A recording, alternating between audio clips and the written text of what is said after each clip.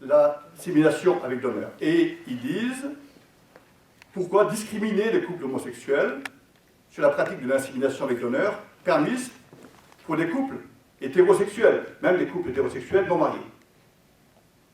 Et la revendication des couples hétérosexuels, pardon, des couples homosexuels d'hommes va pas tarder en disant pourquoi est-ce qu'un couple de femmes homosexuelles aurait le droit à une insémination avec donc une partie de la génétique, si vous voulez, qui sera celle de la femme, et pourquoi nous ne pourrions pas aussi avoir un lien de fécondité biologique. Et donc, la revendication de la GPA, de la grossesse pour autrui, découle de cette non-discrimination. Et donc, les couples hétérosexuels vont dire, si les couples homosexuels ont le droit à la grossesse pour autrui, pourquoi nous n'aurions pas le droit à la grossesse pour autrui? Ça veut dire qu'il y a possibilité de porte ouverte, du fait des revendications. Troisième raison, c'est aujourd'hui l'effacement progressif de la distinction homme-femme dans la société. Ce qui amène l'effacement progressif de la distinction entre couples homosexuels et couples hétérosexuels. Voici trois raisons qui amènent ce bouillonnement d'idées sur ces questions-là. Disons-le, il y a 40 ans, ce débat n'aurait pas pu avoir lieu il y a 40 ans. S'il a lieu aujourd'hui, c'est parce qu'il y a des changements de considération sur ces points-là. Quelques chiffres autour de la réalité des couples homosexuels et des couples de familles homoparentales. Quel est le nombre aujourd'hui de couples homosexuels en France? Quel est le nombre de couples avec enfants? La question est très difficile à traiter. Parce que un article de 2005 de Laurent Toulmont s'intitule « Le difficile comptage des couples homosexuels d'après l'enquête famille de 1999 ». Lui qui est démographe de l'INED, donc d'une institution nationale, dit que si on met bout à bout tous les critères divers sur une enquête nationale, celle de 1999, on obtient environ 27 000 couples homosexuels, dont 25 000 couples d'hommes et 2 000 couples de femmes. Une autre enquête postérieure, notre article de Wilfried Roh de l'INED, pareil, intitulé « La difficile mesure de l'homoparentalité », ce coup-ci, dit ceci. Il y a à peu près 1% du total des couples non mariés qui sont des couples homosexuels. Ce qui représente à peu près 30 000 couples. 27 000, 30 000, c'est à peu près. Et ils disent à peu près la proportion des chiffres européens. Et il dit que quand on met bout à bout tous les critères, il arrive, par rapport aux chiffres de couples homoparentaux, entre 24 000 et 40 000 en France. Ce qui fait une grande différence avec les chiffres de l'Association des parents gays et lesbiens qui dit qu'il y aurait environ 200 000 enfants dans cette situation-là. Donc l'INED dit plutôt entre 24 000 et 40 000. La question qui est posée ici, c'est la question des 30 000 couples homosexuels. Combien y a-t-il de couples en France? On pense qu'il y a à peu près 15 millions de couples mariés et non mariés. Sur les 15 millions de couples, en tout, il y a 2 700 000 couples non mariés. Vous voyez les chiffres? 15 millions, 2 700 000, 30 000. Et dans un débat récent sur RCF, où est venu un député qui défendait la loi, il disait peut-être qu'il y a très peu de couples que cela concerne, mais c'est une question de principe d'accorder le mariage pour tous. Et l'adoption. L'adoption, aujourd'hui, il y a à peu près 30 000 couples candidats, donc hétérosexuels, mariés, c'est la condition, 30 000 couples candidats à l'adoption. Chaque année, il y a environ 5 000 enfants adoptés en France, parmi lesquels 4 000 en provenance des pays étrangers. 1 000 intra-France, si vous voulez. 1 000 personnes provenant de la France et 4 000 de l'étranger. Et disent beaucoup de commentateurs, ouvrir l'adoption aux couples homosexuels ferait diminuer encore ce chiffre. Pourquoi? Parce que je lis un article qui est paru en Belgique, dans une association, un bulletin d'association gay et lesbien de Verlaine-Berger, qui dit ceci, ouvrez les guillemets, alors, la Belgique a légalisé le mariage homosexuel en 2003 et l'adoption en 2006. Nous sommes en 2012. Un article de 2012 dit ceci. Aucune adoption internationale n'a été réalisée officiellement par un couple homosexuel. Les pays d'origine avec lesquels nous travaillons refusent que des enfants soient confiés à ces couples. Certains d'entre eux, comme la Chine, ont même inscrit dans leurs critères de sélection qu'il fallait être un couple composé d'un homme et d'une femme. Depuis 5 ans, donc 2006, 2011, 2012, seuls 6 enfants belges ont été recueillis par un couple homo. Voilà, c'est donc dans un article d'une association homosexuelle. Ça veut dire que la question aujourd'hui de l'adoption des couples homosexuels n'est pas celle de l'adoption à l'étranger, mais plutôt de l'adoption par un conjoint. Et c'est-à-dire qu'un conjoint va adopter l'enfant de son conjoint, donc un enfant biologique de son conjoint, et ça veut dire qu'il y a en France environ 30 000 personnes, entre 24 et 40 000 personnes qui seraient concernées par cela, au total. Bon.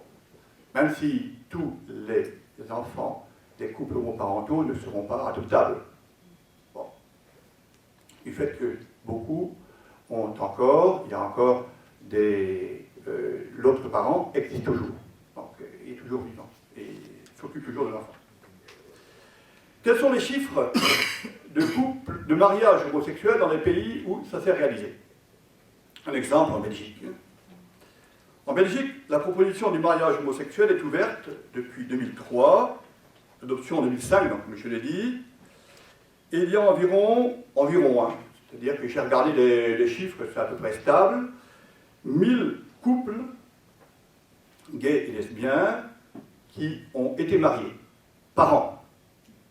1000 couples sur 42 000 couples mariés, couples hétérosexuels mariés. Donc 1000 couples homosexuels, 42 000 couples hétérosexuels mariés.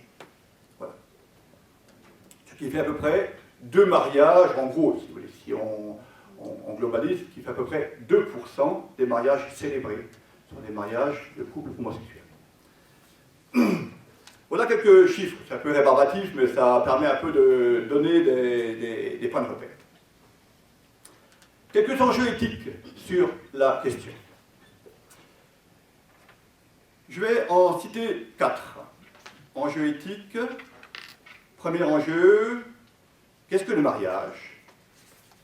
Qu'est-ce qui va permettre de donner des critères et des fondements au terme de mariage? Deuxième, la séparation entre filiation et engendrement. Troisième, quel est l'apport de l'homme et de la femme à la construction de l'enfant? Et quatrième, l'enfant a-t-il des droits, notamment celui d'avoir 2 parents, père et mère? Premier point, qu'est-ce que le mariage? Ou pourquoi pas massif de beaucoup de monde sur cette possibilité du mariage entre personnes homosexuelles? Il faut réfléchir à ce que c'est que le mariage dans la société.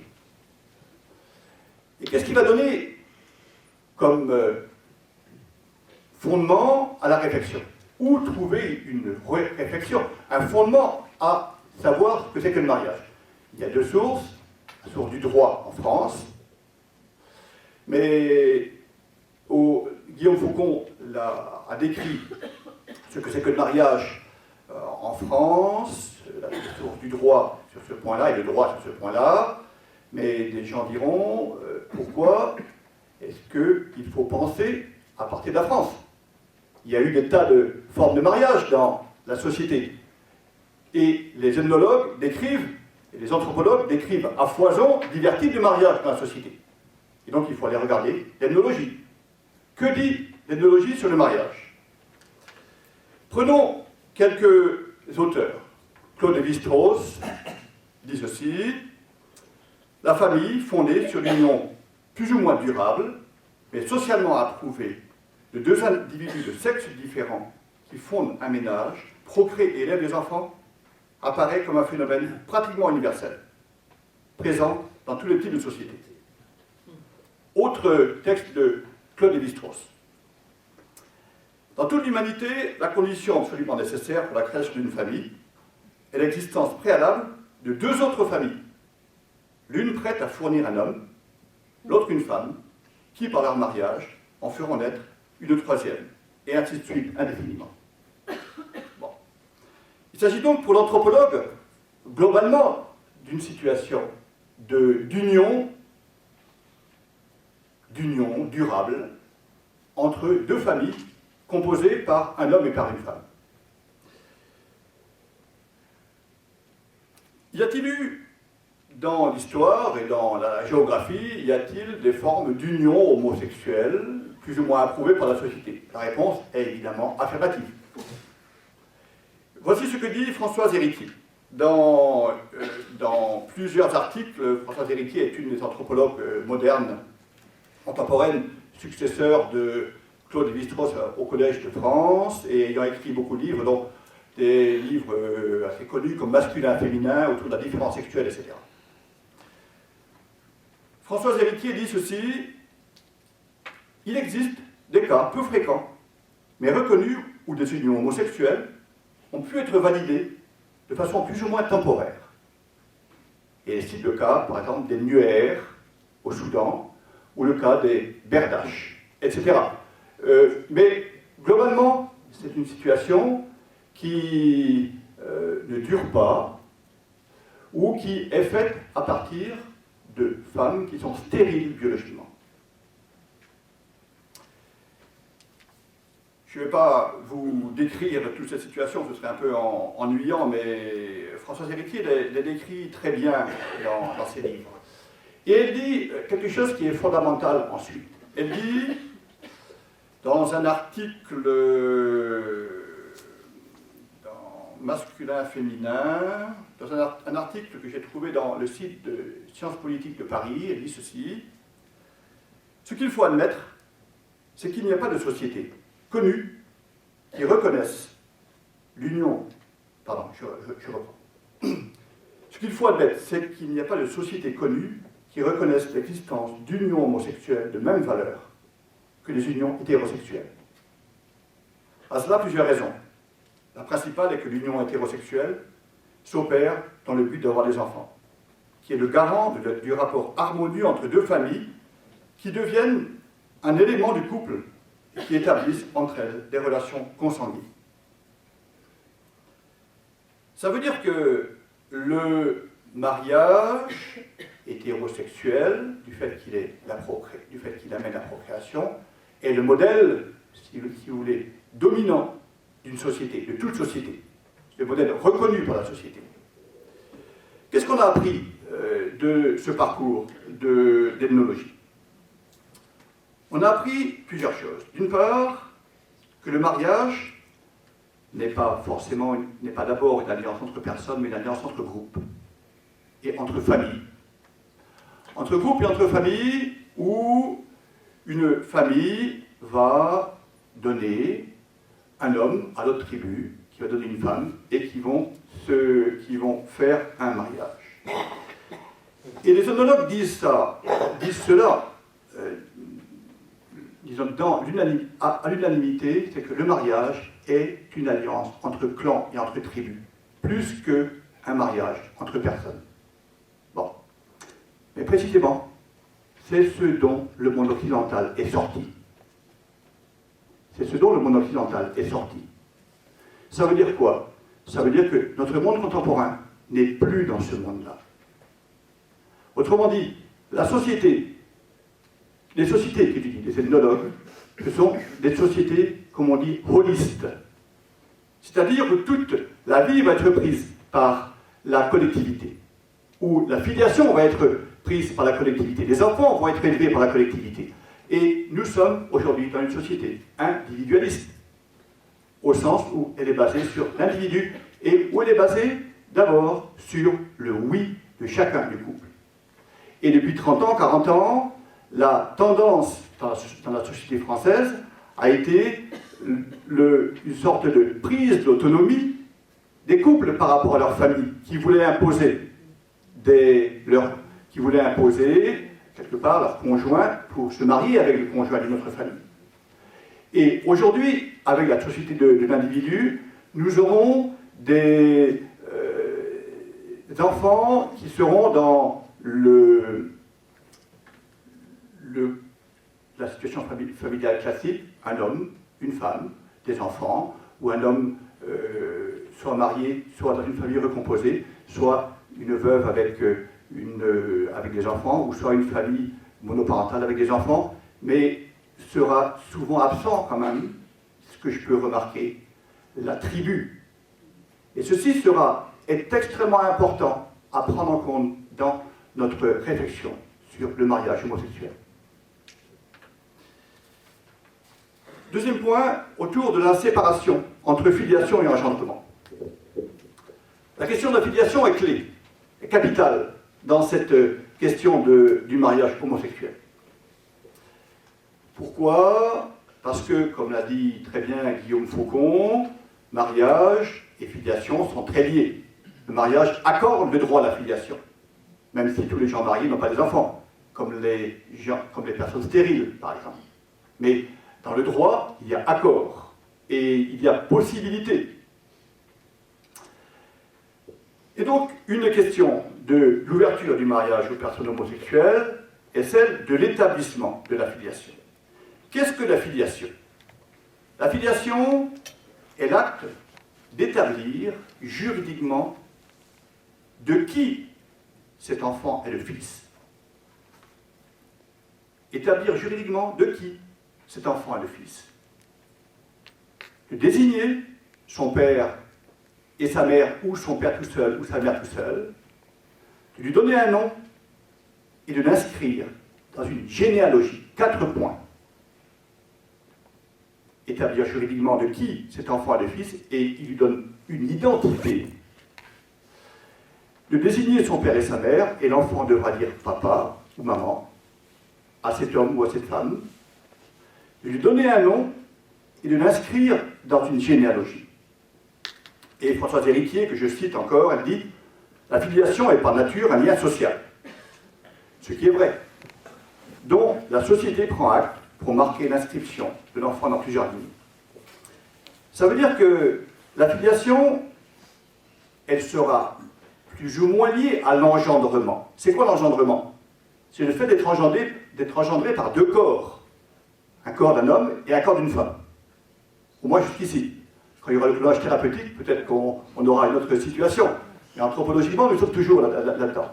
Engendrement, qui m'a engendré, biologiquement, et filiation. Un acte social, juridique. Entre les deux, il y a un lien. Et évidemment qu'il y a un lien.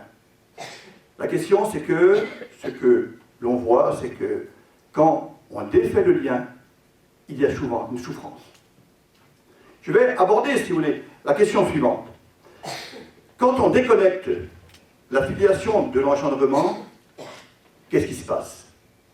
N'y a-t-il pas des souffrances qui vont germer?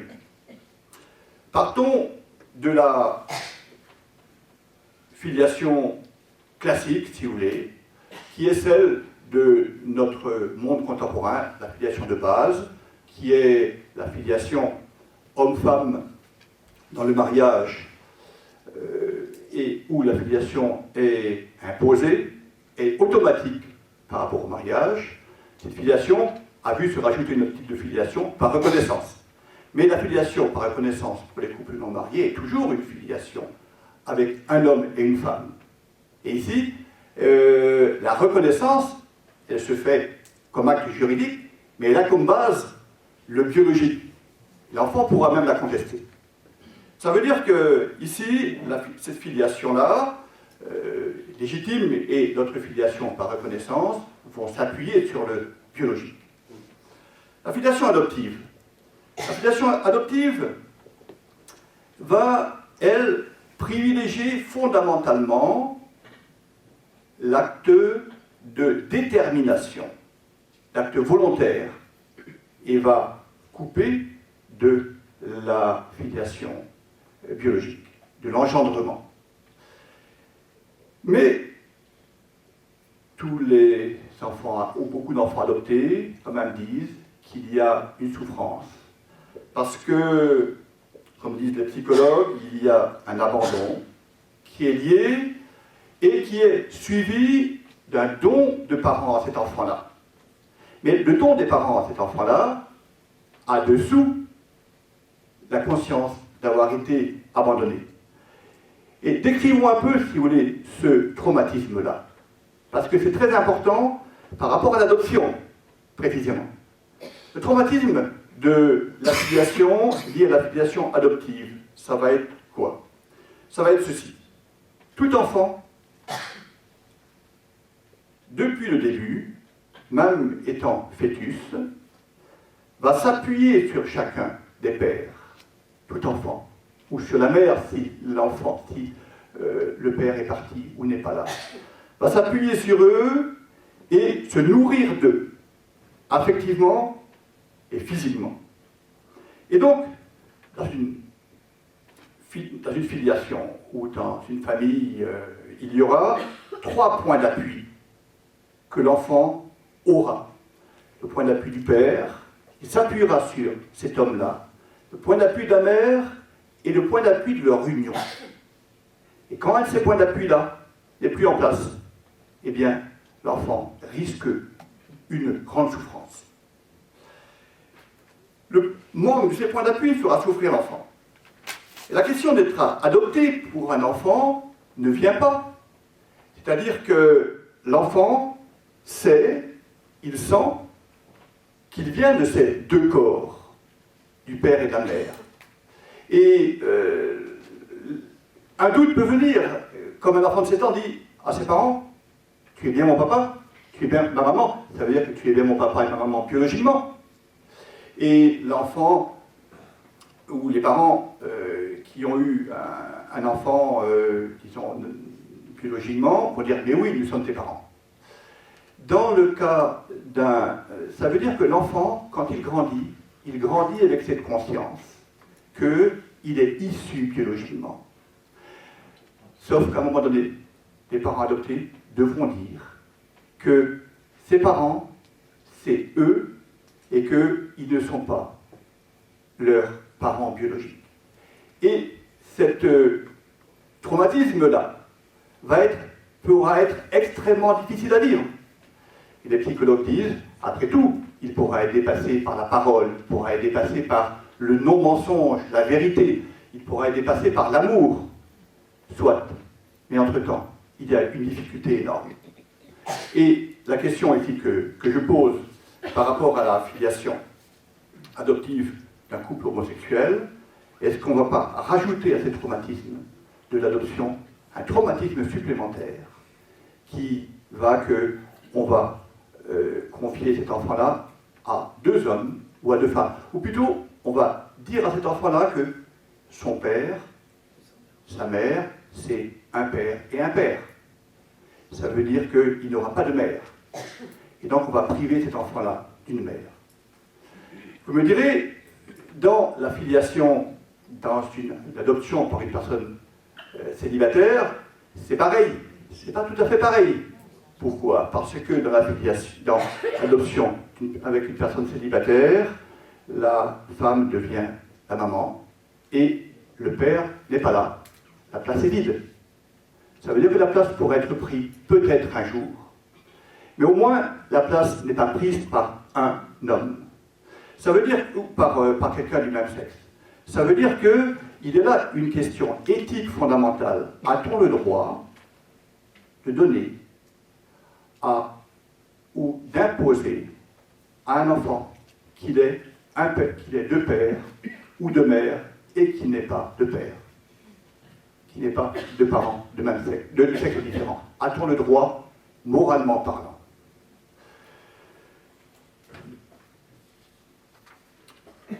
Je continue parce que je continue.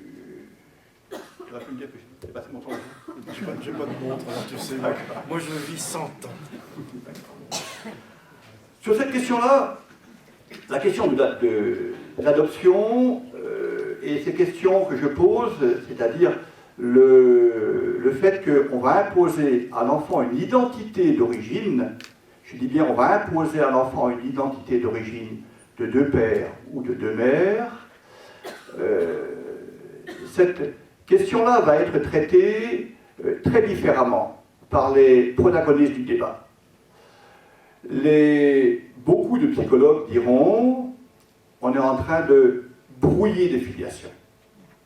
C'est-à-dire qu'en distinguant ou en séparant radicalement la filiation de l'engendrement, en imposant une filiation qui est contraire à celle de l'engendrement, on risque de brouiller les filiations. Aujourd'hui, d'autres personnes disent, après tout, l'enfant, il s'y fera. Et c'est l'argument que l'on entend, qui est l'argument suivant.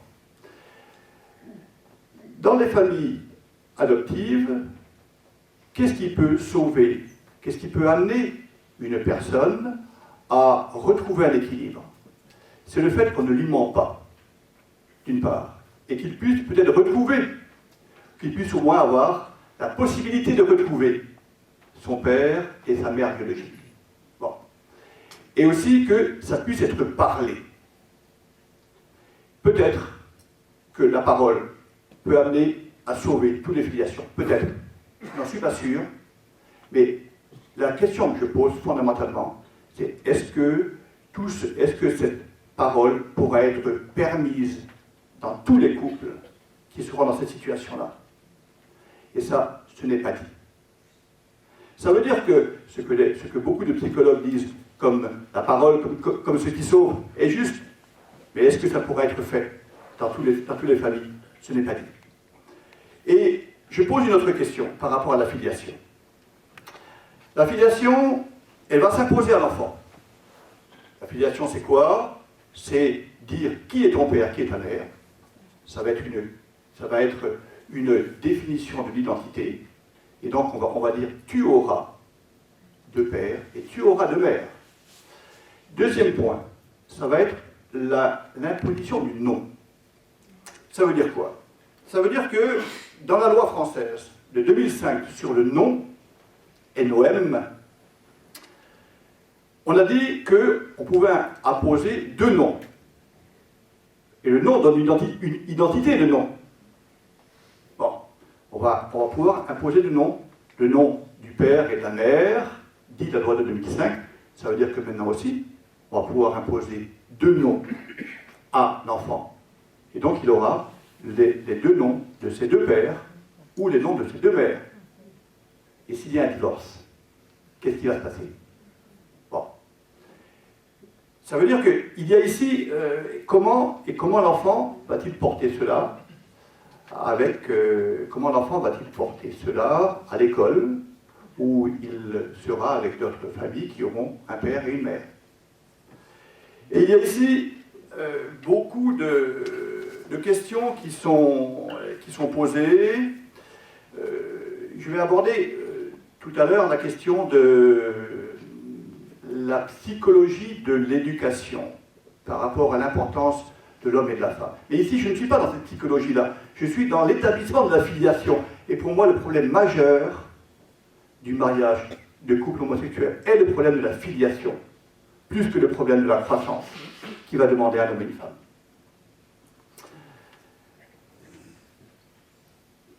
L'argument, c'est de dire l'enfant s'y fera.